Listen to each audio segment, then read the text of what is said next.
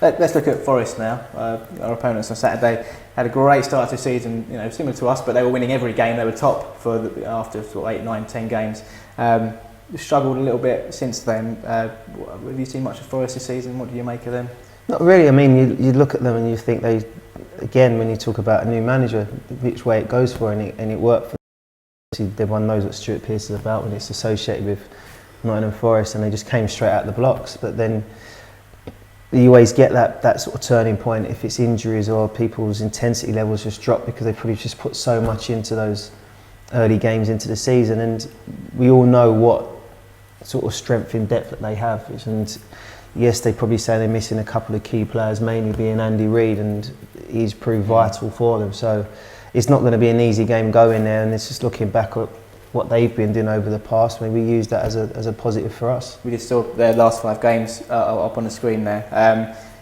Had a couple of losses, but a couple of wins before they lost at Birmingham on Saturday. Key moment from that game, by the way, is Britta Sombalonga getting, I think I've got pronunciation right there, thank you. Well done.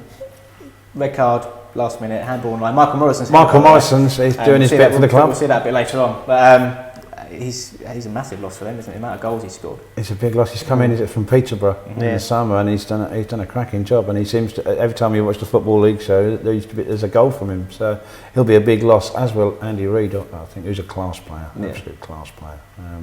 You've played with him, haven't you? Yeah, I was there for a little bit with Andy Reid, and when he came to Blackpool as well for a little bit. So. Yeah, it's absolute class. Mikel Antonio is another player who's been causing a lot of problems. Come from Sheffield Wednesday, so we know a bit about him after last season.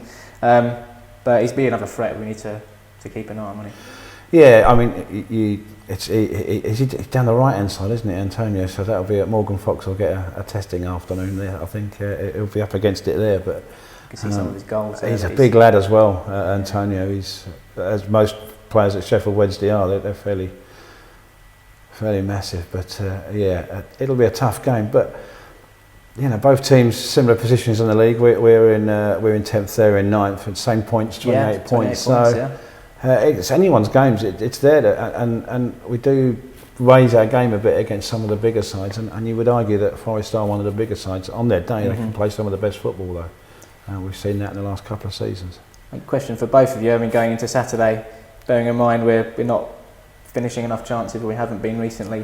What do we need to change other than putting the ball in the net? But what do you think we need to do Saturday to change that?